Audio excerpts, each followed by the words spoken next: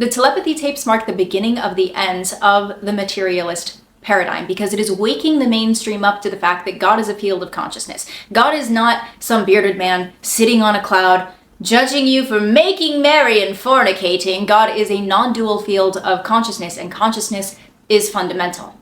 And even if you don't fully buy into that, if you try on the idea hat, it does give us a framework for explaining phenomena previously not understood.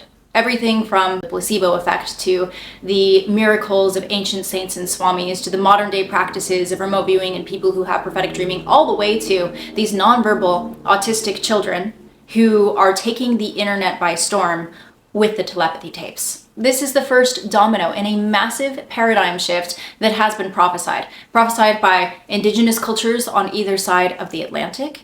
It is part of the thickly veiled metaphor in the book of Revelation, and there was actually a man contracted by the CIA during the Cold War who told us that this would happen.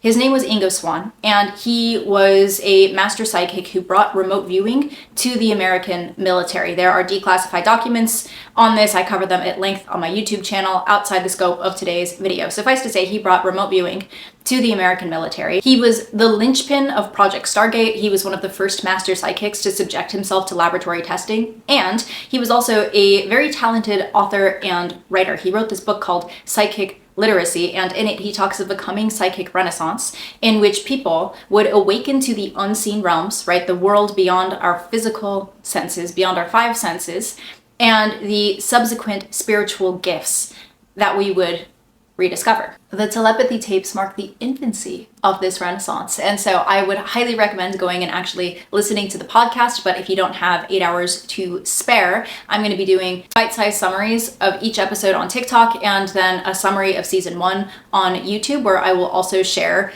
some of my insight into this space as someone who's been involved in it for a number of years. I actually manifested a job with the Institute of Noetic Sciences, which is a wild story for another day. And I have dozens of videos on my channel about how psychic phenomena has been studied in laboratories, and it's from the perspective of someone who went into it as a skeptic. I'm a highly analytical person, but I had had so many experiences that fell outside the framework of reality we had been handed that it was more illogical for me to live in denial of my own experience than to open up to the possibility that there is something more.